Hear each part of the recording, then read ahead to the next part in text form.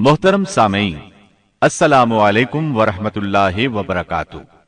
इस बार हम आपके लिए पेश कर रहे हैं क़िससुल अंबिया। अब हम जिक्र शुरू करते हैं आदम अलैहिस्सलाम का। अल्लाह ताला फरमाते हैं, और मैंने जिन्नों और इंसानों को अपनी इबादत के लिए पैदा किया है। अल्लाह ताला ने हमारे बाप को क्यों पैदा फरमाया, हमें क्यों पैदा फरमाया? ताकि हम उसकी इबादत करें। अगरचे वो इबादत का मोहताज नहीं, वो तो बेनियाज है, अलबत्ता हम उसके मोहताज हैं। उसके अस्मा बेहतरीन और हसीन हैं। वो आलीशान सिफात का मालिक है। उसने अपने नामों के आसार जाहिर करने के लिए मखलूक को पैदा फरमाया। रहमत के आसार, कुदरत के आसार, जब्र और ताकत के आसार और हिकमत के आसार जाहिर करने के लिए मखलूकात को पैदा फरमाया, वरना वो किसी चीज का मोहताज नहीं। आदम अलैहिस्सलाम की तख्लीक से पहले ही इस बारे में अल्लाह ताला का फरिश्तों से मुकालमा हुआ। अल्लाह ताला ने फरमाया, और जब तेरे रब ने फरिश्तों से कहा, मैं जमीन में एक खलीफा बनाने वाला हूं। खलीफा से मुराद है नाइब, और ये कि उसकी नस्ल में से हर एक दूसरे का खलीफा होगा।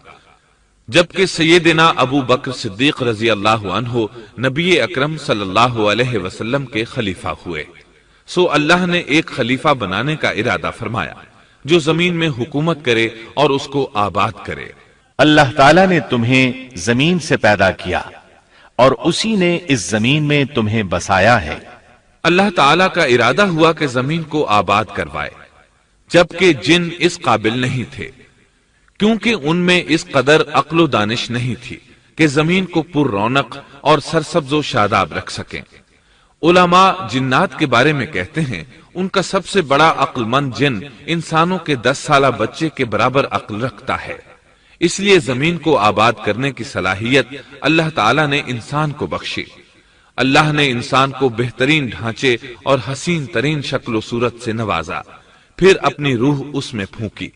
फरिश्तों ने उससे सवाल किया, ऐसी मखलूक को क्यों पैदा करता है जो जमीन में फसाद करे और खून बहाए? और हम तेरी तस्बीह, हम और पाकीज़गी बयान करते हैं। इसके जवाब में अल्लाह ने फरमाया, जो मैं जानता हूं तुम नहीं जानते। दरअसल फरिश्तों ने किसी तरह मालूम कर लिया था कि आदम की औलाद जमीन में फसाद करेगी, खून रेजी करेगी, लेकिन उन्होंने ये बात एतराज के तौर पर नहीं कही थी, क्योंकि ऐसा एतराज तो गुनाह है और फरिश्ते पलक झपकने के बराबर अल्लाह की मासियत और नाफरमानी नहीं करते, बल्कि वो तो निहायत मुअज़्ज़ज़ इबादत गुजार हैं। किसी बात में अल्लाह पर पेश दस्ती और सबकत नहीं करते और उसके हुक्म पर अमल करते हैं। अल्लाह के हुक्म की नाफरमानी नहीं करते, बल्कि जो हुक्म दिया जाए बजा लाते हैं। इसलिए फरिश्तों का ये पूछना वजाहत तलबी के लिए था। वो तो इंसान के पैदा करने की वजह पूछ रहे थे। वो जमीन में जिन्नात के आमाल और करतूत का मुशाहदा कर चुके थे, यानी अल्लाह ताला ने उन्हें पैदा करके इख्तियार दिया तो वो फितना और फसाद और फिस्क व फुजूर में मुब्तला हो गए। और अब एक और मखलूक जमीन में बसाई जा रही थी, तो इस बात का इम्कान था कि ये मखलूक भी उनके नक्शे कदम पर चले। इसलिए फरिश्तों ने ताज्जुब और हैरत की बिना पर यह सवाल किया था, और पूछने का मकसद ये था कि क्या ये भी जिनों की तरह होंगे। इस तरह उन्हें यह खदशा लाहिक हुआ कि शायद उनसे अल्लाह की इबादत में कोताही या कमी वाक़े हुई है, जिसकी वजह से अल्लाह को नई मखलूक पैदा करना पड़ी। इसलिए उनकी बात में यह भी था कि हम तेरी हमद और सना बयान करते हैं।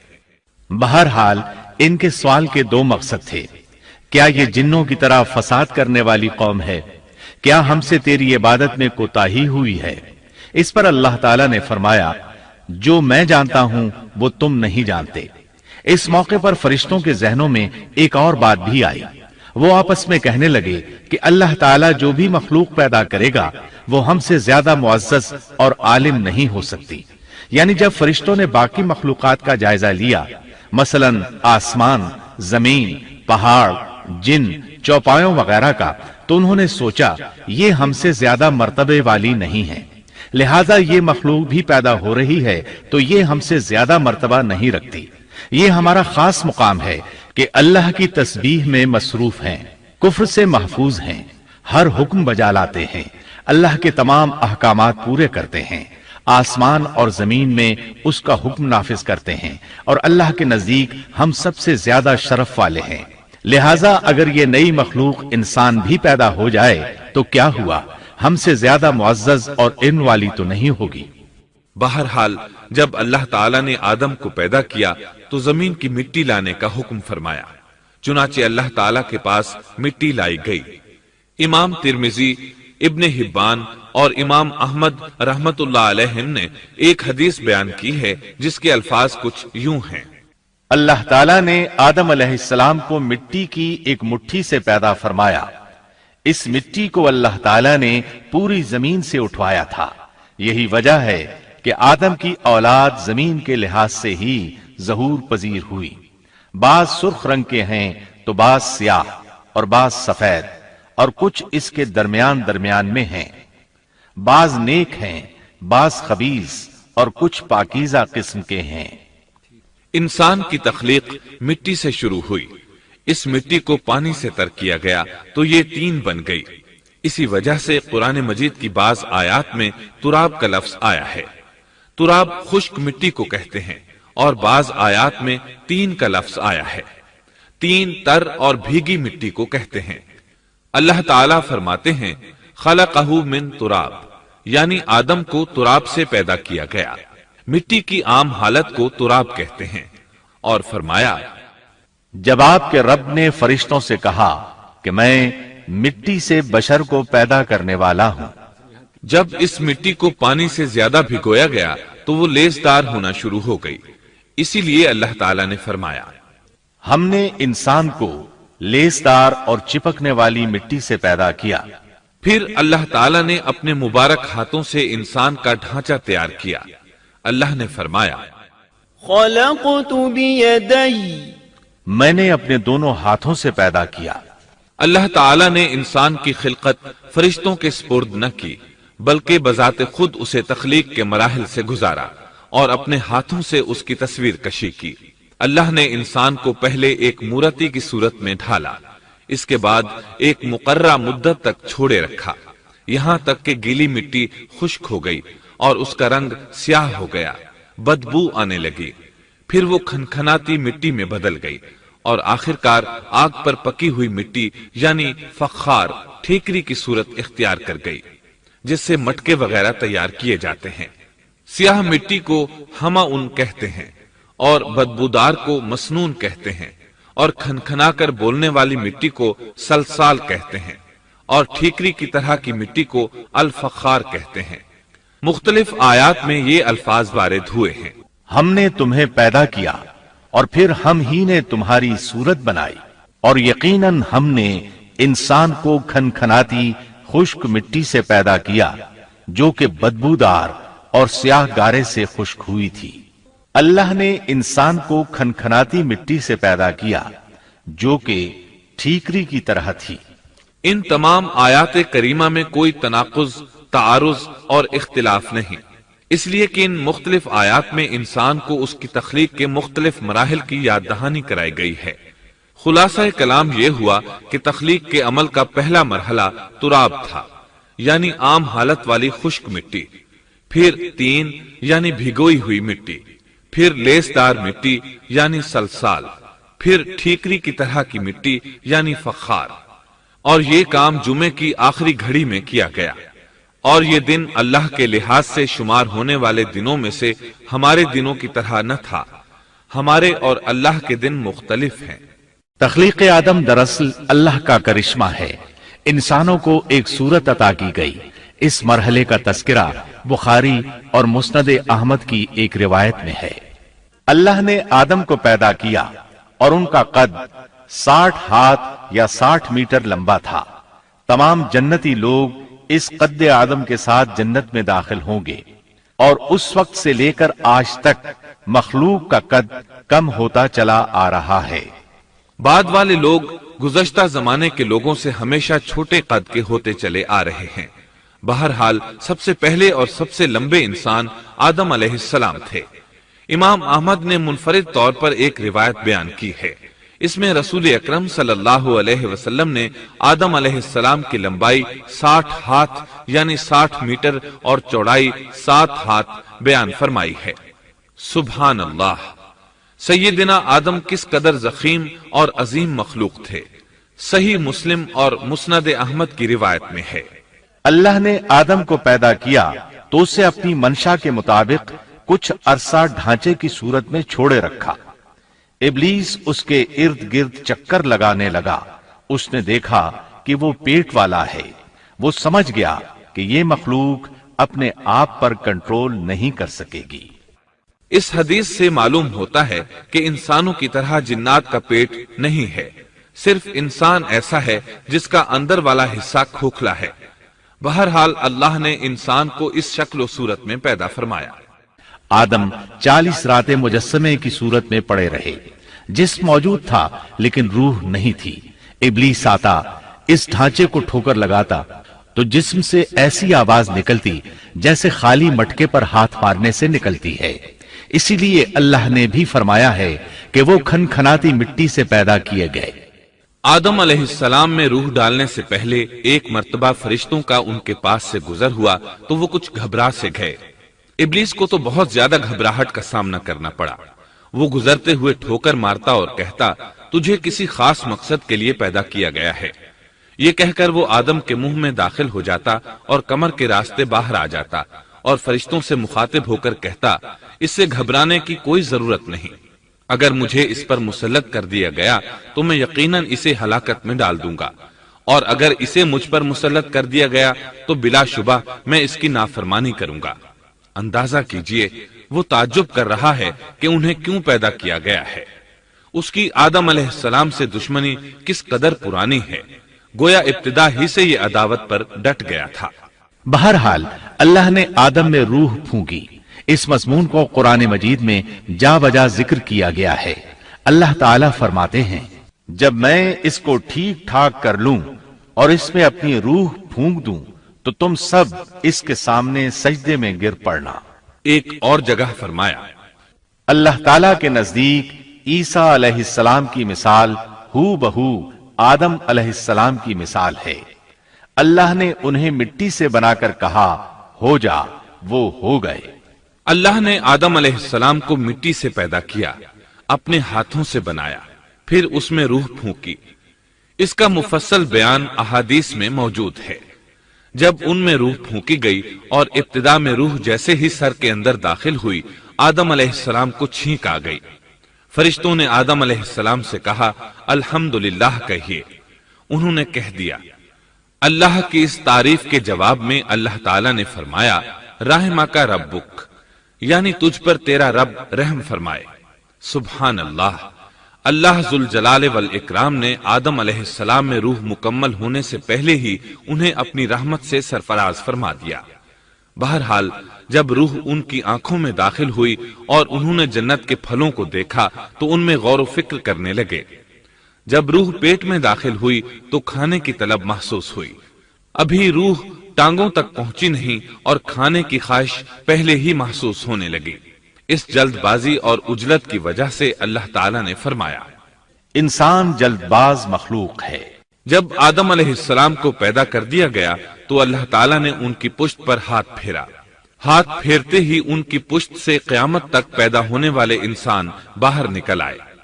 آدم کی تمام اولاد ان کے سامنے ظاہر ہو گئی، اور یہ بات نہایت وضاحت اور صراحت کے ساتھ قرآن مجید اور احادیث مبارکہ میں موجود ہے۔ مسلم بن یسار رحمت اللہ علیہ بیان کرتے ہیں کہ سیدنا عمر بن خطاب رضی اللہ عنہ سے کسی نے اس آیت کریمہ کے بارے میں پوچھا، اور جب آپ کے رب نے اولاد آدم کی پشت سے ان کی اولاد کو نکالا اور ان سے انہی کے بارے میں اقرار لیا کہ کیا میں تمہارا رب نہیں؟ سب نے جواب دیا، ہاں کیوں نہیں، ہم سب گواہ بنتے ہیں، تاکہ تم لوگ قیامت کے روز یوں نہ کہو ہم تو اس سے محض بے خبر تھے، یا یوں کہو کہ پہلے پہلے شرک تو ہمارے بڑوں نے کیا اور ہم ان کے بعد ان کی نسل میں ہوئے، لہذا کیا تو ان غلط راہ والوں کے فعل پر ہمیں ہلاکت میں ڈالے گا؟ سیدنا عمر رضی اللہ عنہ نے اس شخص کے سوال کے جواب میں فرمایا، میں نے سنا ہے کہ رسول اللہ صلی اللہ علیہ وسلم فرما رہے تھے، اللہ نے آدم علیہ السلام کو پیدا کیا، پھر اپنے دائیں ہاتھ کو اس کی پشت پر پھیرا اور اس سے نسل انسانی کو باہر نکالا اور ان کی طرف اشارہ کر کے فرمایا، میں نے انہیں جنت کے لیے پیدا کیا ہے اور یہ جنت والوں کے اعمال کریں گے۔ پھر اپنے ہاتھ کو دوبارہ آدم علیہ السلام کی پشت پر پھیرا اور اس سے نسل انسانی کو باہر نکالا اور ان کی طرف اشارہ کر کے فرمایا، میں نے انہیں آگ کے لیے پیدا کیا ہے اور یہ آگ والوں کے اعمال کریں گے۔ اس پر ایک شخص نے نبی اکرم صلی اللہ علیہ وسلم سے سوال کیا، اے اللہ کے رسول صلی اللہ علیہ وسلم، تو پھر ہمارے اعمال کس حساب میں شمار ہوں گے؟ آپ نے جواب میں فرمایا، اللہ تعالیٰ جب کسی بندے کو جنت کے لیے پیدا کرتا ہے تو اس سے جنت والوں کے کام کرواتا ہے، حتیٰ کہ جنت والے اعمال میں سے ہی کسی عمل پر اس کا موت سے سامنا ہوتا ہے، اس وجہ سے اللہ اسے جنت میں داخل کرتا ہے، اور جب اللہ کسی بندے کو آگ کے لیے پیدا کرتا ہے تو اسے آگ والے اعمال پر لگا دیتا ہے، یہاں تک کہ وہ آگ والے اعمال میں سے کسی عمل پر مرتا ہے، اس کی وجہ سے اللہ اسے آگ میں داخل کر دیتا ہے۔ ہر شخص کے لیے اس کام میں آسانی پیدا کر دی جاتی ہے جس کے لیے وہ پیدا کیا گیا ہے۔ لیکن یہ بات ذہن میں ہر وقت موجود رہنی چاہیے کہ اللہ نے انسان کو اختیار دے رکھا ہے کہ وہ اپنی عقل اور فکر کی روشنی میں اللہ کے احکامات پر عمل پیرا ہو کر خود کو جنتی بنا لے، یا عقل کا درست استعمال نہ کرتے ہوئے شیطان کا پٹا گلے میں ڈال لے اور جہنم میں جگہ بنا لے۔ یہ تو اللہ نے انسان کو اختیار دے رکھا ہے، اس کی مرضی کہ جنت والے اعمال کرے یا جہنم والے۔ ہر انسان میں دونوں طرف جانے کی طاقت اور صلاحیت موجود ہے۔ اللہ نے انسان کو مجبور نہیں بنایا، البتہ ہر انسان کو جو بھی رویہ اختیار کرنا تھا اللہ کو اس کا علم تھا، اور اس کا علم برحق ہے، قطعی ہے، اس میں کوئی غلطی نہیں ہو سکتی، اس لیے اس نے اپنے علم کے مطابق تقدیر لکھ دی۔ اب ہم جو کچھ کرتے ہیں تقدیر سے مجبور ہو کر نہیں کرتے، بلکہ اپنے اختیار سے کرتے ہیں، اور چونکہ تقدیر بھی اللہ کے حکم سے لکھی گئی اس لیے اس میں بھی کوئی خطا واقع نہیں ہوتی۔ لہذا تقدیر کا یہ مطلب نہیں کہ انسان تقدیر کی بنا پر ہدایت ماننے یا نہ ماننے پر مجبور ہے، ایسی بات قطعاً نہیں۔ اور درست بات یہ ہے کہ تقدیر کا مسئلہ بہت زیادہ پیچیدہ ہے اور مشکل ترین مسائل میں سے ہے، یہاں اس کی تفصیل کا موقع نہیں۔ جب اللہ نے آدم علیہ السلام کو پیدا کر لیا اور اس میں اپنی روح پھونک دی تو فرشتوں کو حکم دیا کہ آدم کو سجدہ کریں۔ ابلیس ایک بہت نیک اور بزرگ جن تھا، اس نے کبھی اللہ کی نافرمانی نہیں کی تھی، اسی بنا پر وہ بلند مرتبہ پا کر فرشتوں میں شامل ہو چکا تھا، لیکن فرشتوں کی جنس سے قطعاً نہیں تھا۔ اللہ نے اسے اطاعت اور فرما برداری کا صلہ دیا تھا، اس کی عزت اور اکرام کرتے ہوئے آسمان میں بسایا تھا، لمحہ بھر کے لیے بھی اس نے اللہ کی نافرمانی نہیں کی تھی، اور پھر اللہ نے آدم کو سجدہ کرنے کا حکم دیا، اور اس حکم کے مخاطب فرشتے اور ابلیس تھے۔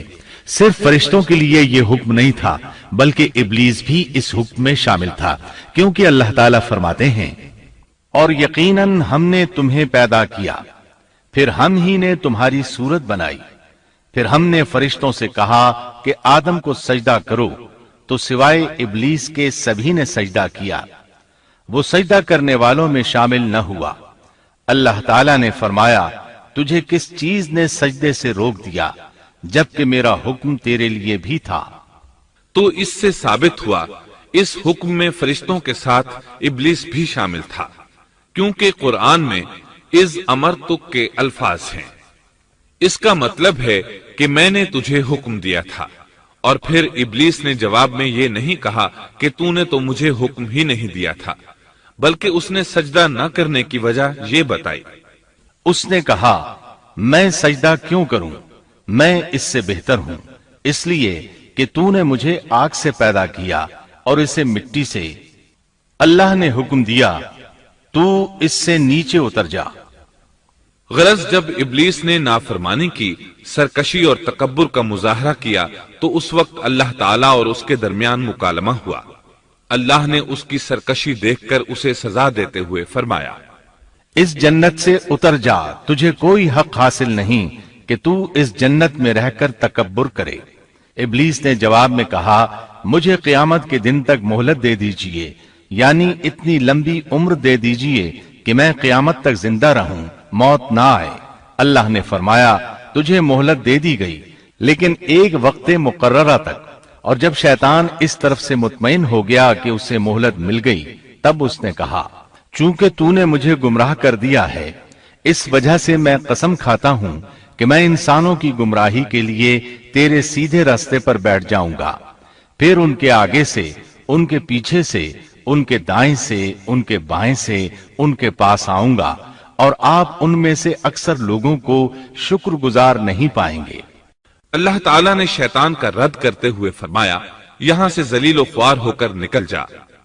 ان میں سے جو شخص بھی تیرا حکم مانے گا، میں ایسے تمام گمراہوں سے جہنم کو بھر دوں گا۔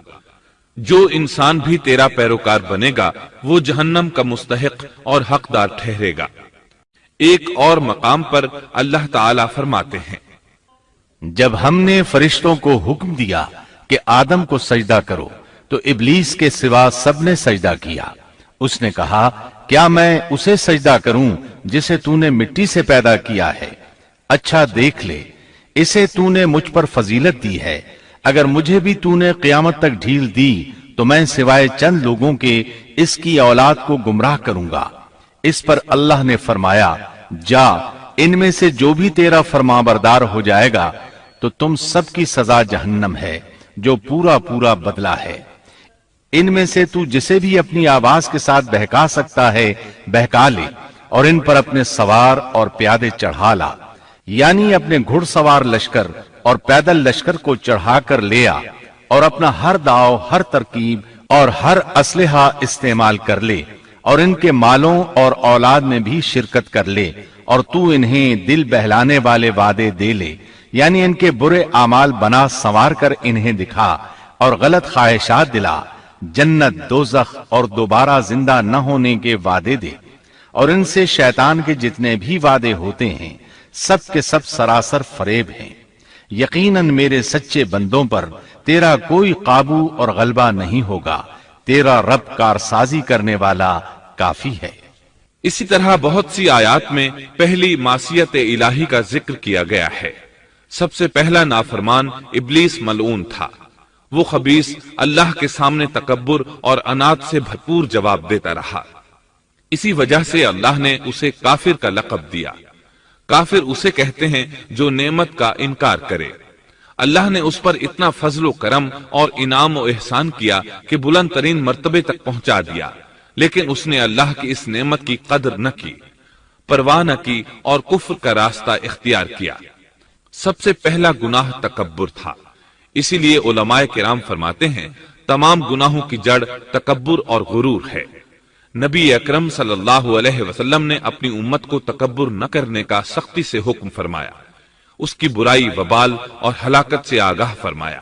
آپ نے فرمایا، اللہ اس شخص کی طرف رحمت سے دیکھے گا بھی نہیں جس نے تکبر کی بنا پر کپڑا ٹخنوں سے نیچے لٹکایا۔ اس کے علاوہ نبی صلی اللہ علیہ وسلم نے تو مطلقاً فرما دیا، وہ شخص جنت میں داخل ہونے کے قابل نہیں جس کے دل میں ذرہ برابر بھی تکبر ہے۔ جو شخص اپنے کپڑے، اپنے مکان اور اپنے قبیلے پر فخر کرتا ہے، اس سے اللہ کی رحمت اٹھ جاتی ہے۔ اسی لیے نبی صلی اللہ علیہ وسلم نے جب اپنے صحابہ کرام کو دیکھا کہ مہاجر صحابی انصار صحابہ کے خلاف اور انصاری صحابی مہاجرین صحابہ کے خلاف آواز لگا رہے ہیں تو آپ نے فرمایا، اس جاہلیت والی پکار کو چھوڑو، یہ بہت بدبودار ہے۔ برادری کی بنیاد پر لڑنا، باہم فخر کرنا برے نتائج کا ذریعہ ہے۔ گناہوں کی بنیاد بھی تکبر ہے۔ اس لیے ہر مومن کو چاہیے کہ اپنے نوکر، خادم، ملازم یا کسی بھی مسکین پر کبھی بھی فخر و غرور کا اظہار نہ کرے، کیونکہ یہی اللہ کی سب سے پہلی نافرمانی وجود میں آئی تھی۔ تکبر کا یہ ذکر ضمناً آ گیا۔ ہم پھر اپنے موضوع کی طرف لوٹتے ہیں۔ اللہ نے آدم علیہ السلام کو پیدا کیا اور انہیں عالم بنا کر ہی تخلیق کیا، یعنی جب وہ پیدا ہوئے تو جاہل نہیں تھے۔ اللہ نے آدم علیہ السلام کو فرشتوں سے بھی بڑا عالم بنا کر پیدا فرمایا۔ بے شمار احادیث میں آدم علیہ السلام کی ابتدا اور ان کے علم کا ذکر موجود ہے۔ جب اللہ نے آدم میں مکمل روح ڈال دی اور وہ اپنے پاؤں پر کھڑے ہو گئے تو اللہ نے انہیں حکم دیا، جاؤ فرشتوں کی جماعت کو السلام علیکم کہو۔ آدم اور فرشتوں کی زبان عربی تھی، یہی زبان اہل جنت کی ہے۔ آدم گئے، جا کر سلام کہا، انہوں نے جواب میں کہا وعلیکم السلام ورحمت اللہ، یعنی تجھ پر اللہ کی سلامتی اور رحمت ہو۔ اللہ نے فرمایا یہ تیرا اور تیری اولاد کا آپس میں ایک دوسرے کو تحفہ اور ہدیہ ہے۔ اللہ نے آدم علیہ السلام کو ابتدا ہی میں تمام نام سکھا دیے۔ مفسرین نے ان ناموں کے بارے میں بہت بحثیں ذکر کی ہیں۔ مضبوط موقف سیدنا عبداللہ بن عباس رضی اللہ عنہما کا ہے کہ اللہ نے آدم علیہ السلام کو ہر چیز کا نام سکھا دیا تھا، مثلا یہ پہاڑ ہے، یہ سمندر ہے، یہ پرندہ ہے، یہ درخت ہے وغیرہ۔ وہ آسمان اور زمین کی ہر چیز کا نام جانتے تھے۔ یہ علم کیسا تھا، انسان نے کس طرح ہر چیز کا نام پہچان لیا۔ یقیناً اللہ انسان میں یہ طاقت پیدا کر سکتا ہے کہ وہ ہر علم کا احاطہ کر سکے۔ اللہ نے آدم علیہ السلام کو ہر چیز کا نام اور اس کی صنعت اور کام بھی معلوم کرا دیا۔ آگ، لوہے، لکڑی، غرض ہر چیز کا نام اور استعمال ذہن میں ڈال دیا۔ وہ کس قدر عظیم علم سے بہرور ہوئے، سبحان اللہ۔ بہرحال اللہ نے آدم علیہ السلام کو صرف شکل و صورت اور تخلیق ہی میں بلند مرتبہ عطا نہیں کیا تھا، بلکہ عقل و علم کے لحاظ سے بھی بلند درجے اور مقام پر فائز کیا تھا، جیسا کہ اللہ تعالیٰ فرماتے ہیں اللہ نے آدم علیہ السلام کو ہر چیز کا نام سکھا دیا، پھر ان چیزوں کو فرشتوں پر پیش کیا۔ مجھے ان چیزوں کے نام بتاؤ اگر تم سچے ہو۔ مطلب یہ کہ تم اپنے دعوے میں کہاں تک سچے ہو؟ جب آدم کی تخلیق ہوئی تو تم نے کہا تھا اللہ جو چاہے پیدا کر لے، قسم ہے وہ ہم سے زیادہ معزز اور عالم نہیں ہوگا۔ اس دعوے میں اگر تم سچے ہو تو ذرا ان اشیاء کے نام تو بتاؤ۔ اللہ تعالیٰ نے آدم علیہ السلام کا زیادہ معزز ہونا، مکرم ہونا اور علم و معرفت والا ہونا واضح کرنے کے لیے فرشتوں کو حکم دیا کہ آدم علیہ السلام کو سجدہ کریں۔ یہ سجدہ تعظیمی تھا، عبادت والا سجدہ نہیں تھا۔ سجدہ تعظیمی پہلے وقتوں میں جائز تھا، لیکن اب حرام ہے۔ اسی لیے تو یعقوب علیہ السلام، ان کی بیوی اور 11 بیٹوں نے یوسف علیہ السلام کو سجدہ کیا تھا۔ بہرحال فرشتوں نے آدم علیہ السلام کو سجدہ کیا۔ اس سے معلوم ہو جاتا ہے کہ کون زیادہ عزت اور عظمت والا ہے۔ یقیناً آدم علیہ السلام زیادہ شرف اور منزلت کے حقدار ٹھہرے۔ جب اللہ تعالیٰ نے ان کی عزت، تکریم اور تعظیم ثابت فرما دی، تب علم و معرفت میں ان کی برتری ثابت کرنے کے لیے فرمایا اگر تم اپنے قول میں سچے ہو تو ان چیزوں کے نام بتاؤ۔ تب فرشتوں نے کہا، فرشتے کہنے لگے اے اللہ تو پاک ہے، ہمیں تو صرف اتنا ہی علم ہے جتنا تو نے ہمیں سکھا رکھا ہے، مکمل حکمت و علم والا تو ہی ہے۔ اللہ تعالیٰ نے آدم علیہ السلام سے فرمایا اے آدم تم ان فرشتوں کو ان چیزوں کے نام بتاؤ۔ آدم ہر چیز کا نام بتانے لگے، کسی جگہ بھی انہوں نے غلطی نہیں کی۔ جب انہوں نے فرشتوں کو تمام چیزوں کے نام بتا دیے تو اللہ تعالیٰ نے فرشتوں کو مخاطب کر کے کہا کیا میں نے تمہیں پہلے ہی نہیں کہہ دیا تھا کہ زمین اور آسمان کا غیب میں ہی جانتا ہوں، اور میرے علم میں ہے جو تم ظاہر کر رہے ہو اور جو چھپا رہے ہو۔ یہاں ذہن میں سوال ابھرتا ہے کہ فرشتے کیا چھپا رہے تھے؟ وہ راز والی بات یہی تھی کہ اللہ ہم سے زیادہ معزز اور عالم مخلوق پیدا نہیں کرے گا۔ اس کے بعد اللہ تعالیٰ نے اما حوا کو پیدا فرمایا۔ انہیں آدم علیہ السلام کے فوراً بعد پیدا نہیں فرمایا، بلکہ آدم علیہ السلام نے کافی عرصہ جنت میں تنہا بسر کیا، اور حدیث میں ہے کہ وہ وحشت محسوس کرتے تھے، تنہائی کو شدت سے محسوس کرنے لگے تھے۔ آخر کار ایک روز جب وہ سو رہے تھے تو اللہ تعالیٰ نے ان کی بائیں پسلی سے اما حوا علیہ السلام کو پیدا فرمایا اور آدم علیہ السلام کا ہم سفر بنا دیا۔ اللہ فرماتے ہیں اے لوگو اپنے اس پروردگار سے ڈر جاؤ جس نے تم سب کو ایک ہی جان سے پیدا کر ڈالا اور اس جان یعنی آدم علیہ السلام سے ان کی بیوی کو پیدا کیا۔ آدم علیہ السلام کے وجود ہی سے حوا کا وجود بنایا گیا، وہ کوئی الگ مخلوق نہیں تھی۔ جب آدم علیہ السلام بیدار ہوئے تو انہوں نے اپنے قریب ایک عورت کو بیٹھے دیکھا، پوچھنے لگے تم کون ہو؟ حوا علیہ السلام نے کہا عورت۔ آدم علیہ السلام نے پھر پوچھا تجھے کس لیے پیدا کیا گیا ہے؟ وہ بولی آپ کے لیے، تاکہ آپ مجھ سے سکون اور انس حاصل کریں۔ جب فرشتوں نے آدم علیہ السلام کو ایک عورت سے باتیں کرتے دیکھا تو کہنے لگے اب ایک اور نئی مخلوق پیدا کی گئی ہے۔ آدم علیہ السلام نے ان مخلوقات کا نام تو بتا دیا تھا جو مشہور و معروف تھیں، ان کا نام پوچھنا چاہیے۔ انہوں نے آدم علیہ السلام سے سوال کیا، انہوں نے فوراً جواب دیا حوا، اس لیے کہ اللہ نے تو آپ کو ہر چیز کا نام سکھا دیا تھا۔ فرشتوں نے کہا ان کا نام حوا کیوں رکھا گیا ہے؟ آدم علیہ السلام نے جواب دیا اس لیے کہ اسے ایک زندہ چیز سے پیدا کیا گیا ہے، حیات کی نسبت سے حوا نام رکھا گیا۔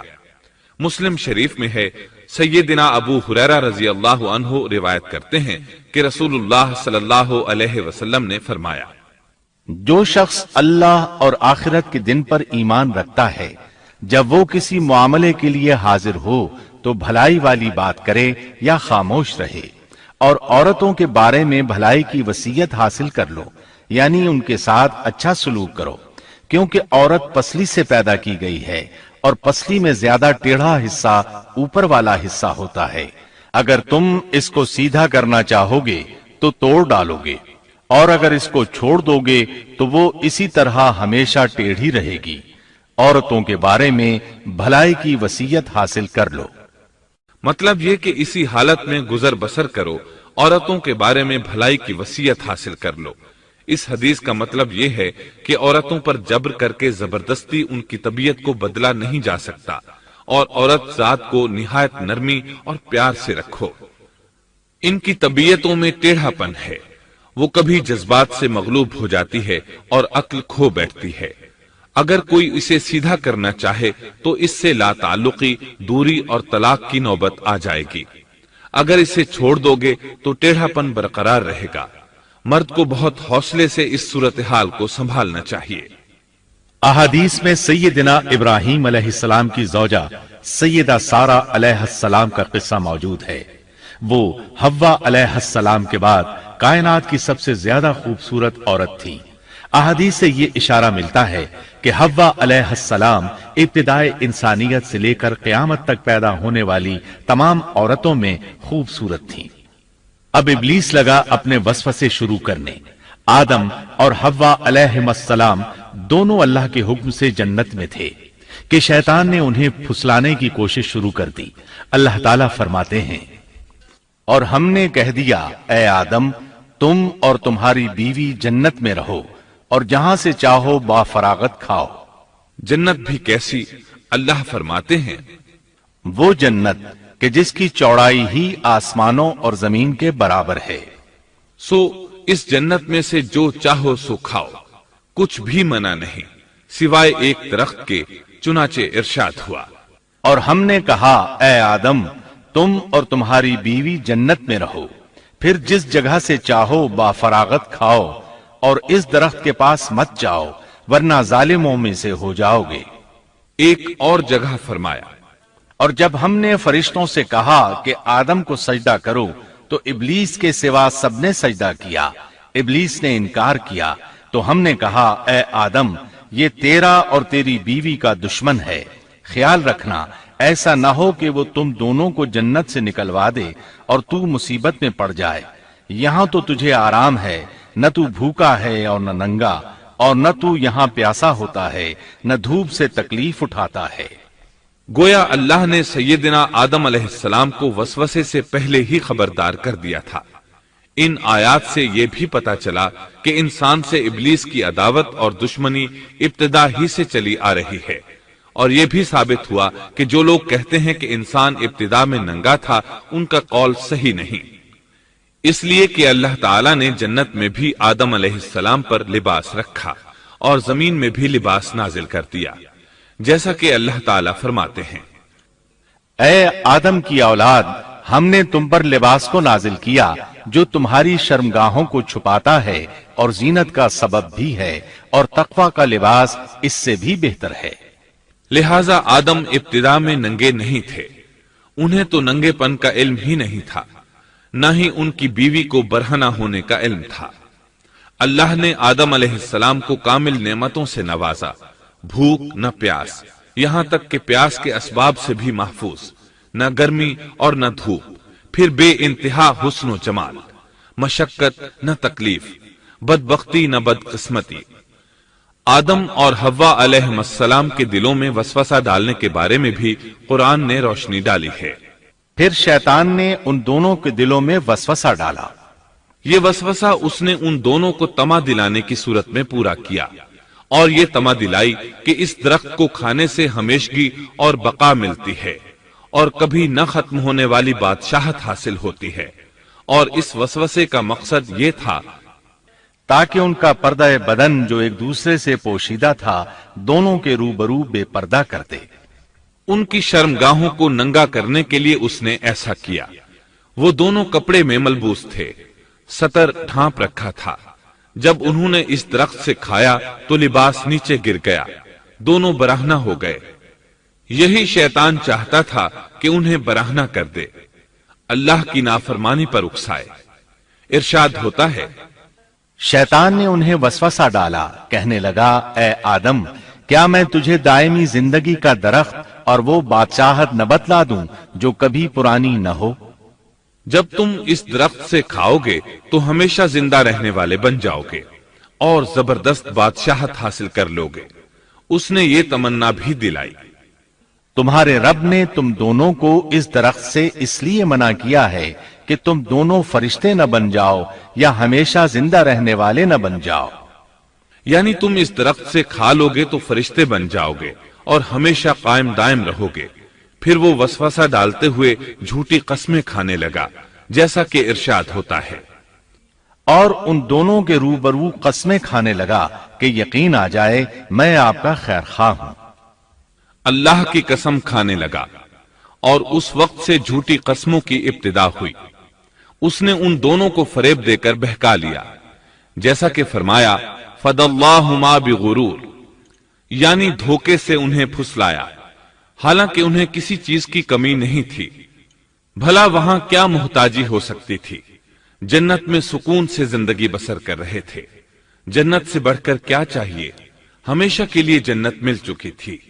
اللہ تعالیٰ فرماتے ہیں، ان دونوں نے جب درخت کو چکھا، دونوں کا پردہ بدن ایک دوسرے کے روبرو کھل گیا، دونوں اپنے بدنوں پر درختوں کے پتے جوڑ جوڑ کر رکھنے لگے۔ کپڑے اترنے پر دونوں کو حیا آئی، اس لیے کہ انسان کی فطرت میں برہنہ ہونے کی ناپسندیدگی شامل ہے۔ برہنہ ہو گئے تو کوئی لباس نہیں تھا، اس لیے درختوں کے پتے جوڑ کر جسم ڈھانپنے لگے۔ حدیث میں آیا ہے، آدم بھاگنے لگے تو اللہ نے پکارا، آدم مجھ سے بھاگتے ہو؟ آدم بولے، اللہ میں شرم کی بنا پر بھاگ رہا ہوں، اور اس وجہ سے کہ تیرے سامنے برہنہ کیسے رہوں، پھر یہ کہ نافرمانی کا ارتکاب بھی کر چکا ہوں۔ یہاں ایک سوال پیدا ہوتا ہے، دونوں میں سے پہلے کھانے والا کون تھا؟ اس بارے میں راجح قول یہ ہے کہ وہ حوا علیہ السلام تھی۔ انہی نے آدم علیہ السلام کو طمع دلاتے ہوئے اس غلطی پر آمادہ کیا تھا، جیسا کہ بخاری شریف میں نبی اکرم صلی اللہ علیہ وسلم نے فرمایا، اگر حوا نہ ہوتی تو کوئی عورت اپنے خاوند سے خیانت نہ کرتی۔ حوا علیہ السلام نے انہیں غلطی میں مبتلا کیا تھا۔ اگر حوا علیہ السلام نہ ہوتی تو آدم بھی خیانت میں مبتلا نہ ہوتے اور نہ معصیت میں مبتلا ہوتے۔ تب اللہ نے انہیں پکارا، کیا میں نے تم دونوں کو اس درخت سے نہیں روکا تھا؟ اور کیا یہ نہیں کہا تھا کہ شیطان تمہارا کھلا دشمن ہے؟ اب توجہ طلب بات یہ ہے کہ اس موقع پر دونوں نے کیا طرز عمل اختیار کیا۔ کیا وہ دونوں اپنی معصیت پر بضد رہے اور تکبر کرنے لگے، جیسا کہ ابلیس نے سجدہ کرنے سے انکار کیا تھا اور پھر لگا تھا اپنی معصیت پر اصرار کرنے، یا ان دونوں نے توبہ کر لی؟ جی ہاں، دونوں نے توبہ کر لی، جیسا کہ قرآن مجید میں آتا ہے۔ دونوں نے کہا اے ہمارے رب، ہم نے اپنا بڑا نقصان کیا، اور اگر تو ہماری مغفرت نہ کرے گا اور ہم پر رحم نہ کرے گا تو واقعی ہم خسارہ پانے والوں میں سے ہو جائیں گے۔ اس قصے میں ایک سوال یہ ذہن میں پیدا ہوتا ہے کہ جب سیدنا آدم علیہ السلام کو ابلیس نے سجدہ نہ کیا تو اللہ تعالیٰ نے اسے مردود بنا کر جنت سے نکال دیا۔ پھر وہ سیدنا آدم علیہ السلام کو اس درخت کے قریب کس طرح لے گیا جبکہ وہ جنت سے باہر ہو چکا تھا؟ قرآن کریم میں اس بارے میں یہ الفاظ آئے ہیں، پھر شیطان نے ان کے دلوں میں وسوسہ ڈالا۔ یہ وسوسہ اس نے کیسے ڈالا جبکہ وہ جنت سے نکالا جا چکا تھا؟ مفسرین نے اس کے جواب میں لکھا ہے کہ اس نے جنت سے باہر رہ کر یہ وسوسہ ڈالا تھا۔ جیسے آج کل تار اور بغیر تار کے آواز کو دور دراز علاقوں تک پہنچایا جا سکتا ہے، ایسے ہی شیطان نے اپنی طاقت سے یہ وسوسہ ان کے دلوں تک پہنچایا۔ لگے ہاتھوں ابلیس کی حقیقت بھی سن لیں۔ ابلیس کے لفظی معنی انتہائی مایوس کے ہیں۔ یہ راندہ درگاہ ہونے کے بعد ہمیشہ ہمیشہ کے لیے اللہ کی رحمت سے مایوس ہو گیا تھا، اس لیے اسے یہ لقب ملا، ورنہ روایات کی روح سے اس کا اصل نام عزازیل تھا۔ پہلے یہ جنات میں سے تھا، اپنے رب تعالی کی اطاعت سے نکل کر ابلیس ہوا۔ اس کا علم ناقص تھا، مزاج ناپاک تھا، وہ غرور اور تکبر میں مبتلا ہو گیا تھا۔ یہاں یہ بات بھی ذہن نشین کر لیں کہ انبیاء خطا اور گناہ سے پاک ہوتے ہیں، ان پر اللہ تعالی کی مستقل حفاظت اور نگرانی قائم رہتی ہے۔ اگرچہ انبیاء بھی انسان ہوتے ہیں اور تمام انسانی تقاضے انہیں لاحق ہوتے ہیں، لیکن ان کے عمل اور ارادے میں کسی قسم کی بدی اور شر کا عمل دخل قطعاً نہیں ہوتا۔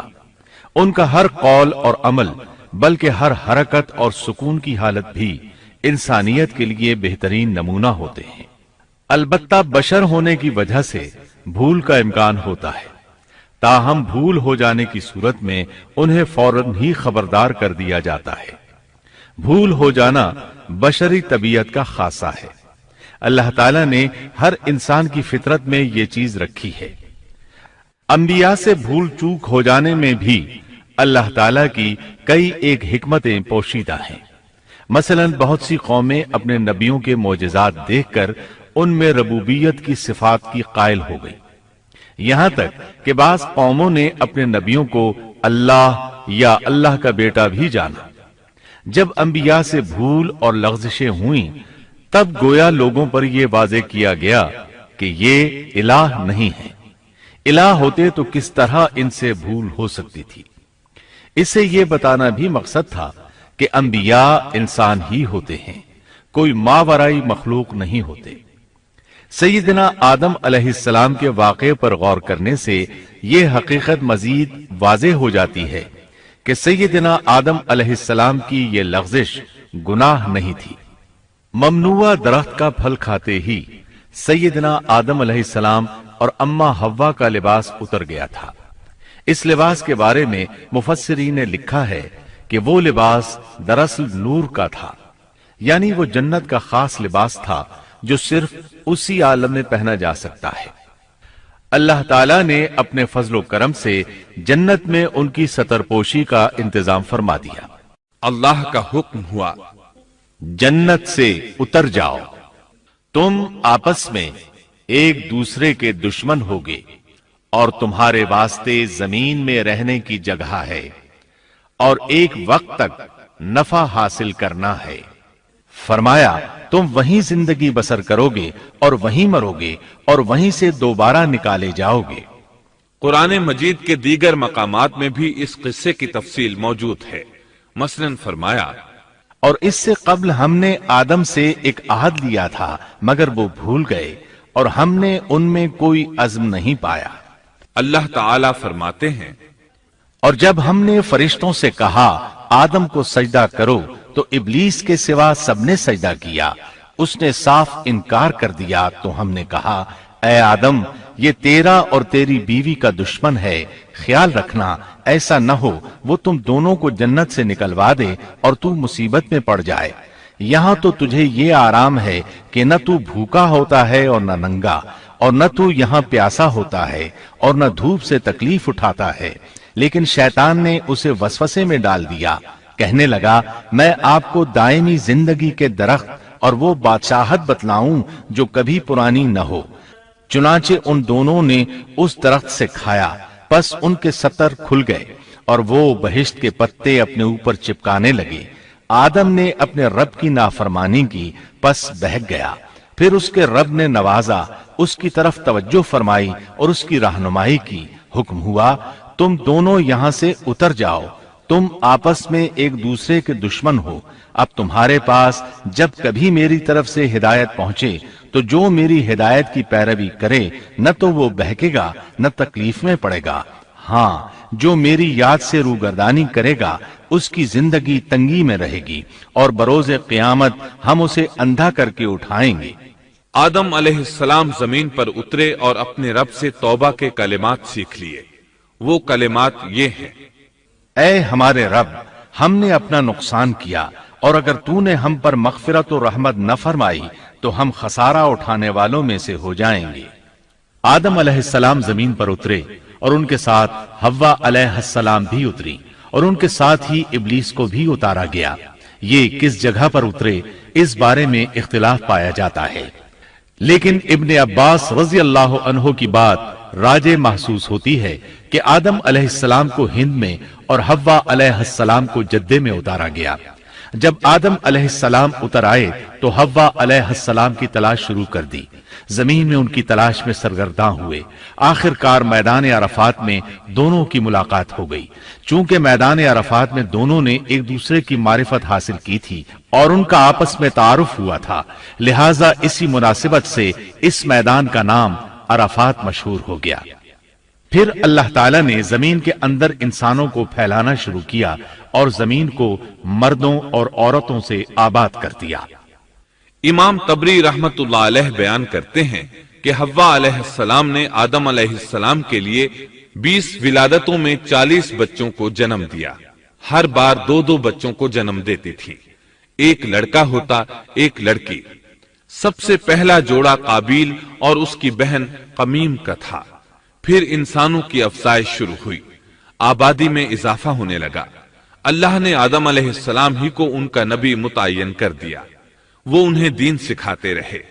اس وقت تمام لوگ موحد تھے، خالص توحید کو اپنانے والے تھے، یعنی کان الناس امۃ واحدہ، تمام لوگ ایک ہی امت کے تھے، ان میں شرک کا شائبہ بھی نہ تھا۔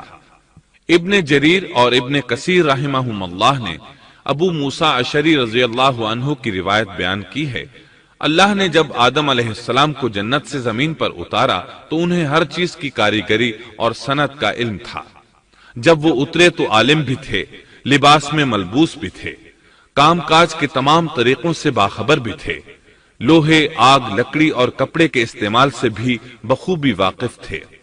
ہمارے برعکس وہ ان کاموں کو اپنی ابتدا ہی سے جان چکے تھے، کیونکہ ہم سب لوگوں کا حال یہ ہے کہ جب تک سکھایا نہ جائے ہمیں کچھ نہیں آتا۔ آج کے دور میں بعض افریقی قبائل کے افراد وحشیانہ اور غیر مہذب زندگی گزارتے ہیں۔ علماء کا کہنا ہے کہ یہ لوگ زمین پر رہنے والوں میں سے گمراہ ترین انسان ہیں۔ انہوں نے بہترین زندگی ضائع کر دی اور گھٹیا زندگی کو پسند کیا۔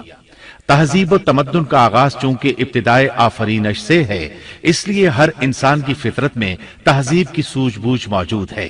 بہرحال آدم علیہ السلام کے بعد انسانی مخلوق کی تعداد روز بروز بڑھتی چلی گئی اور انسانی کمزوریوں کی بنا پر گناہ شروع ہو گئے۔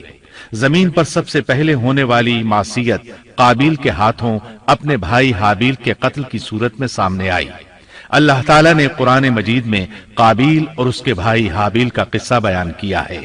قابیل قرخت اور درشت طبیعت کا مالک تھا، جبکہ اس کا بھائی حابیل رحم دل اور نرم طبیعت تھا۔ قابیل کھیتی باڑی کرتا تھا اور حابیل مویشی چراتا تھا۔ حابیل کے نرم دل ہونے کی ایک وجہ اس کا بکریاں چرانا تھا، क्योंकि एक चरवाहा अपनी बकरी को भूखा देखकर उसे चारा खिलाए बगैर नहीं रहता, नहीं वो किसी बकरी को प्यासा देखकर उसे भूल जाता है। अपने जानवर पर उसकी ताकत से ज्यादा बोझ भी नहीं लादता। बनी नौ इंसान की तादाद में इजाफे के लिए उस वक्त ऐसा कानून था जो अब हराम है, और वो है बहन के साथ निकाह। चूंकि उस वक्त के सब लोग आदम अलैहिस्सलाम की हकीकी औलाद थे और आपस में बहन भाई थे, इसलिए उस वक्त की शरीयत की रूह से काबिल अपने साथ जुड़वां पैदा होने वाली बहन के सिवा किसी दूसरी बहन से शादी कर सकता था, और इसी तरह हाबिल अपने साथ जुड़वां पैदा होने वाली बहन के अलावा किसी दूसरी बहन से शादी कर सकता था। इसकी सूरत यह थी कि काबिल की शादी हाबिल की बहन से हो और हाबिल की शादी काबिल की बहन से हो। लेकिन हुआ ये कि हाबिल की बहन खूबसूरती में काबिल की बहन से कम थी, इसलिए काबिल ने हाबिल की बहन से शादी करने से इनकार कर दिया और अपनी जुड़वां बहन से शादी की ख्वाहिश जाहिर की। लेकिन ऐसा करना आदम अलैहिस्सलाम की शरीयत में हराम था। आप नबी भी थे और रसूल भी। रसूल और नबी में फर्क यह है कि रसूल पर शरीयत और अहकाम नाजिल होते हैं, लेकिन नबी पर शरीयत नाजिल नहीं होती। अलबत्ता उसकी तरफ वही नाजिल होती है और मोजज़ात अता किए जाते हैं, जबकि शरीयत सिर्फ रसूलों ही पर नाजिल की जाती है। आदम अलैहिस्सलाम भी चूंकि रसूल थे, इसलिए उनकी शरीयत में यह कानून था कि कोई शख्स अपने साथ जुड़वां पैदा होने वाली बहन के साथ शादी नहीं कर सकता। काबिल इस शरई हुक्म की वजह से गजबनाक हो गया। उसने ताज्जुब का इजहार करते हुए इस कानून को मानने से इनकार कर दिया।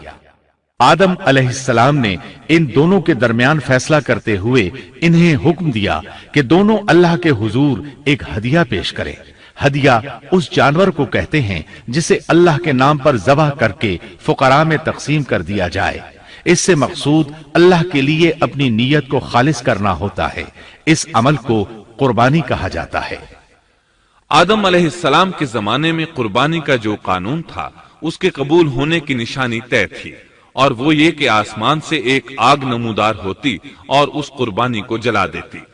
इसका मतलब था कुर्बानी कबूल हो चुकी है, और अगर आग कुर्बानी को न जलाती तो समझ लिया जाता कि कुर्बानी कबूल नहीं हुई। आखिर कुर्बानी का दिन आ पहुंचा।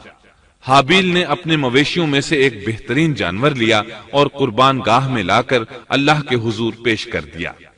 दूसरी तरफ काबिल ने अपनी खेती के गल्ले में से रद्दी किस्म का गल्ला कुर्बानी के लिए पेश किया। दूसरे दिन दोनों कुर्बान गाह पहुंचे तो उन्होंने देखा कि हाबिल की कुर्बानी कबूल हो चुकी है, जबकि काबिल की कुर्बानी को आग ने छुआ तक नहीं था।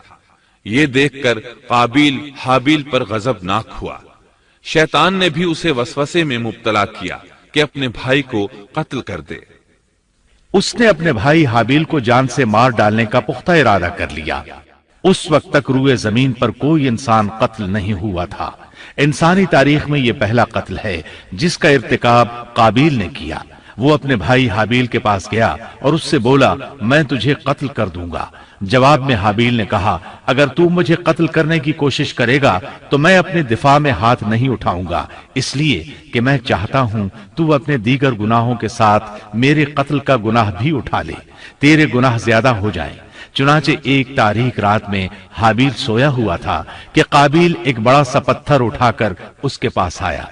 उसने वो पत्थर अपने भाई के सर पर दे मारा। इस तरह उसने हाबिल को कत्ल कर दिया। रूए जमीन पर कत्ल की इब्तिदा कर दी। जमीन को पहले खून से रंग दिया। तारीख इंसानी में ये सबसे पहला जुर्म था जो काबिल के हाथों हुआ।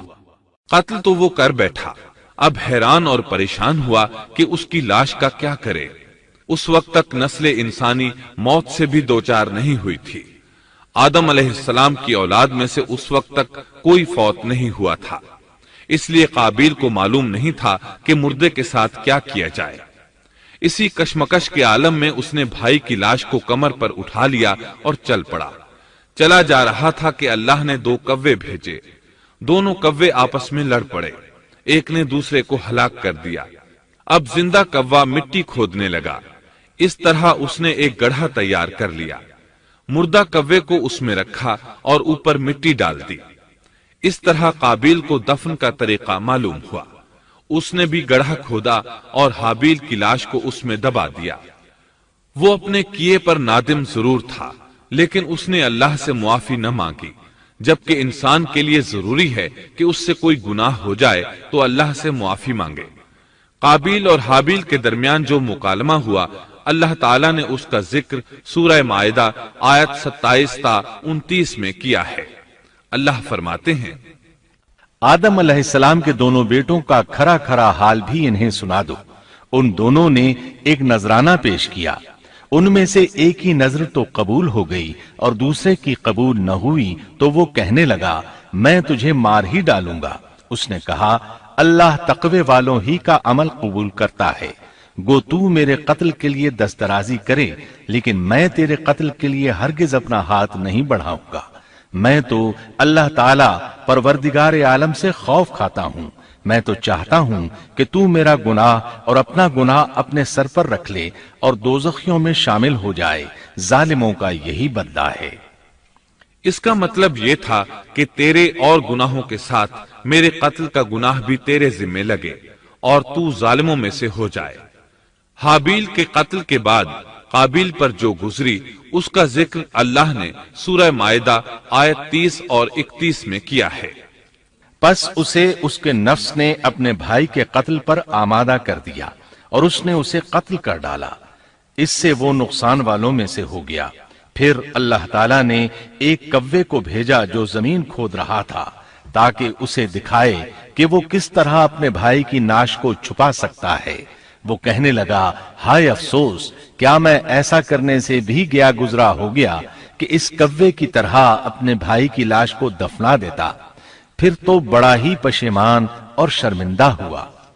امام احمد، ترمذی اور ابو داود نے سیدنا سعد بن ابی وقاص رضی اللہ عنہ سے روایت کی ہے کہ انہوں نے سیدنا عثمان رضی اللہ عنہ کی شہادت کے فتنے کے وقت فرمایا، میں گواہی دیتا ہوں کہ رسول اکرم صلی اللہ علیہ وسلم نے فرمایا تھا، ایک بہت بڑا فتنہ رونما ہوگا، اس میں بیٹھنے والا کھڑے ہونے والے سے بہتر ہوگا اور کھڑا ہونے والا چلنے والے سے بہتر ہوگا اور چلنے والا دوڑنے والے سے بہتر ہوگا۔ کسی نے کہا اگر کوئی میرے گھر میں داخل ہو کر میری طرف ہاتھ بڑھائے تاکہ وہ مجھے قتل کر دے تو آپ صلی اللہ علیہ وسلم نے فرمایا تو آدم علیہ السلام کے بیٹے کی طرح قتل ہو جا، یعنی اس فتنے میں قتل ہو جانا، حابیل کی سنت پر عمل کرتے ہوئے خود ہاتھ نہ اٹھانا، قاتل کہلانے کی بجائے مقتول ہونے کو پسند کرنا۔ اسی طرح مسند احمد کی ایک روایت میں ہے، رسول اللہ صلی اللہ علیہ وسلم نے فرمایا، دنیا میں جب بھی کوئی ظلم سے قتل ہوتا ہے تو اس کا گناہ آدم علیہ السلام کے پہلے بیٹے قابیل کی گردن پر ضرور ہوتا ہے، اس لیے کہ وہ پہلا شخص ہے جس نے ظالمانہ قتل کی ابتدا کی اور یہ ناپاک طریقہ جاری کیا۔ اس حدیث سے اس جرم کی نوعیت کا بخوبی اندازہ ہوتا ہے کہ اللہ تعالیٰ نے اس کو صرف ایک قتل قرار نہیں دیا بلکہ اس کو ایک گھناؤنی حرکت قرار دیا۔ قیامت تک آنے والے لوگ جو اس گناہ کے مرتکب ہوں گے ان کا کچھ گناہ قابیل کے حساب میں ڈالا جائے گا۔ حابیل کو قتل کرنے کے بعد قابیل نے اپنی بیوی کو ساتھ لیا اور دور دراز نرم زمین کے پاس جا کر رہائش پذیر ہو گیا اور آدم علیہ السلام کے سامنے تک نہ ہوا۔ آدم علیہ السلام پہاڑوں کے قریب ایک بستی میں رہ رہے تھے، یہ ان سے بہت دور جا بسا تھا۔ اس طرح قابیل کا آدم علیہ السلام سے رابطہ بالکل ختم ہو گیا اور اس سے ایک نئی نسل کی ابتدا ہوئی۔ فحاشی اور اریانی کو ان کے ہاں عروج حاصل تھا۔ عبادت یہ لوگ اگرچہ اللہ ہی کی کرتے تھے لیکن آدم علیہ السلام کی شریعت کے خلاف بے حیائی کے دل دادا تھے۔ تقوی کی قلت، احکام الہی کی نافرمانی اور فحاشی کا فروغ ان کے شب و روز کا معمول تھا۔ اس کے بعد لوگ دو گروہوں میں تقسیم ہو گئے، شریر اور برے لوگ قابیل کے ساتھ مل گئے اور آدم علیہ السلام کے دیگر بیٹے اور نیک لوگ آدم علیہ السلام کے ساتھ مل گئے۔ آدم علیہ السلام 960 سال زندہ رہے۔ ان کی کل عمر تو 1000 سال تھی لیکن 40 سال کم کر دی گئی۔ سیدنا ابو ہریرہ رضی اللہ عنہ بیان کرتے ہیں کہ رسول اللہ صلی اللہ علیہ وسلم نے فرمایا، جب اللہ نے آدم علیہ السلام کو پیدا فرمایا تو ان کی پیٹھ پر ہاتھ پھیرا، اس طرح قیامت تک جتنے انسان پیدا ہونے والے تھے ان کی روحیں وجود میں آ گئیں۔ پھر ہر انسان کی آنکھوں کے درمیان ایک نور رکھ کر آدم علیہ السلام کے سامنے پیش کیا۔ انہوں نے پوچھا، یا اللہ یہ کون ہے؟ اللہ نے فرمایا، یہ تیری اولاد ہے۔ ان میں سے ایک کی پیشانی کی چمک آدم علیہ السلام کو بہت اچھی لگی۔ انہوں نے پوچھا، یا اللہ یہ کون ہے؟ جواب ملا، یہ تیری اولاد میں سے بہت دور جا کر ہیں، ان کا نام داؤد ہے۔ پوچھا، ان کی عمر کتنی ہے؟ فرمایا 60 سال۔ آدم علیہ السلام کہنے لگے، یا اللہ 40 سال میری عمر میں سے ان کی عمر میں شامل کر دے۔ اس سلسلے میں دوسری روایت یوں آئی ہے، جب آدم علیہ السلام کی روح قبض کرنے کے لیے فرشتہ آیا تو وہ کہنے لگے، میری عمر میں تو ابھی 40 سال باقی ہیں۔ اس وقت ان کی عمر 960 سال تھی۔ انبیاء اپنی عمر سے واقف ہوتے ہیں۔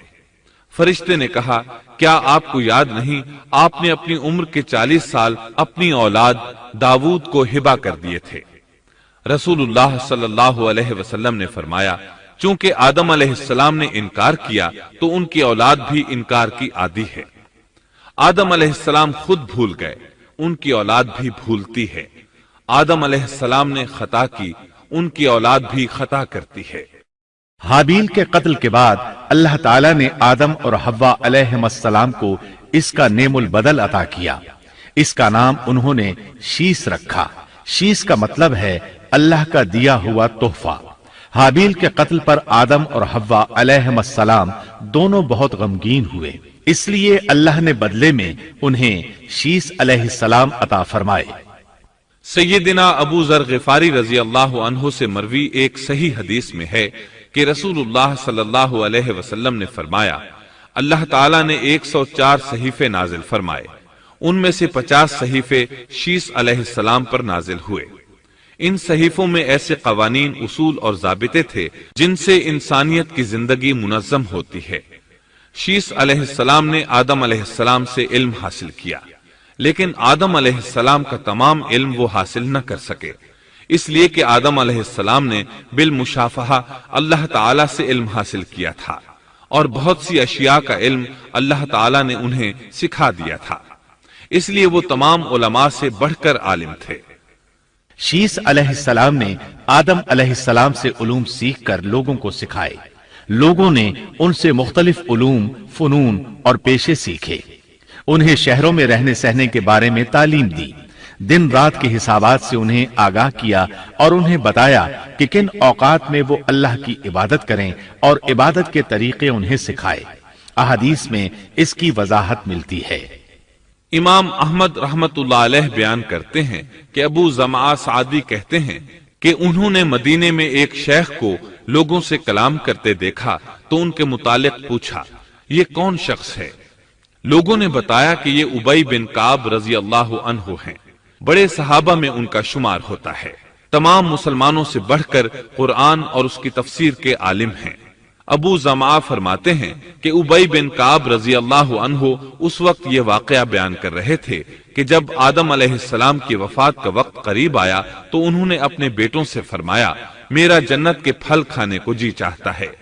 جنت کے پھل دنیاوی پھلوں جیسے ہی ہوتے ہیں، سیب، انار، انگور، یہ سب جنت میں موجود تھے۔ جنت کے اور دنیا کے پھلوں میں فرق یہ ہے کہ دنیاوی پھل بدبودار ہو جاتے ہیں، جبکہ جنتی پھل کبھی بدبودار نہیں ہوتے۔ اسی طرح دنیاوی پھلوں کا ذائقہ عارضی ہوتا ہے، جبکہ جنتی پھلوں کا ذائقہ ہمیشہ برقرار رہتا ہے۔ اس لیے آدم علیہ السلام نے چاہا کہ وہ جنت کے پھل کھائیں، چنانچہ ان کے بیٹے تلاش میں نکل گئے۔ انہوں نے اپنے ساتھ کلہاڑے، کدالیں اور ٹوکریاں لے لی۔ راستے میں انہیں فرشتے ملے، ان کے پاس آدم علیہ السلام کا کفن اور خوشبو وغیرہ تھی۔ انہوں نے پوچھا، آدم کے بیٹو کس چیز کی تلاش میں ہو، کہاں جا رہے ہو؟ انہوں نے جواب میں کہا، ہمارے والد مریض ہیں، انہیں جنت کے پھلوں کی خواہش ہے۔ فرشتے ان کے سامنے انسانی شکل میں آئے تھے، ان کی بات سن کر بولے، واپس جاؤ، تمہارے والد فوت ہونے کے قریب ہیں، اب ان میں اتنی طاقت نہیں رہی کہ پھل کھا سکیں۔ جب فرشتے آدم علیہ السلام کی روح قبض کرنے کے لیے آئے تو حوا علیہ السلام نے انہیں پہچان لیا۔ وہ بلند آواز سے آدم علیہ السلام کو پکارنے لگی، ان کے ساتھ چمڑ گئیں۔ آدم علیہ السلام بولے، مجھ سے الگ ہو جاؤ، پہلے بھی مجھے تمہاری وجہ سے مصیبت پہنچی تھی، میرے اور میرے رب کے فرشتوں کے درمیان سے ہٹ جاؤ۔ پھر فرشتوں نے آدم علیہ السلام کی روح قبض کی، انہیں غسل دیا، کفن پہنایا، خوشبو لگائی، آپ کی قبر کھودی، پھر انہوں نے آدم علیہ السلام کی نماز جنازہ ادا کی، اس کے بعد انہیں قبر میں اتارا، پھر اوپر مٹی ڈال دی اور بولے، آدم کے بیٹو، تمہارے لیے یہی طریقہ ہے۔ اس وقت تک لوگ کفن دفن کے احکامات سے واقف نہیں تھے، انہیں علم نہ تھا کہ قابیل نے اپنے بھائی کو کیسے دفن کیا تھا، اس لیے فرشتوں کو بھیجا گیا تاکہ تدفین کا طریقہ بتا دیں۔ تو اس طرح انسان کو دفن کرنے کا طریقہ معلوم ہوا جو فرشتے لے کر آئے تھے۔ آدم علیہ السلام نے اپنی 960 سال کی مکمل زندگی میں سوائے اس درخت کا پھل کھانے کے اور کوئی خطا نہیں کی۔ یہ تھا ہمارے باپ سیدنا آدم علیہ السلام کا اسوہ اور سیرت طیبہ کا حال۔ آپ کی وفات کے 1 سال بعد حوا علیہ السلام بھی وفات پا گئیں۔ Thanks for watching. Don't forget to like, comment, share and subscribe to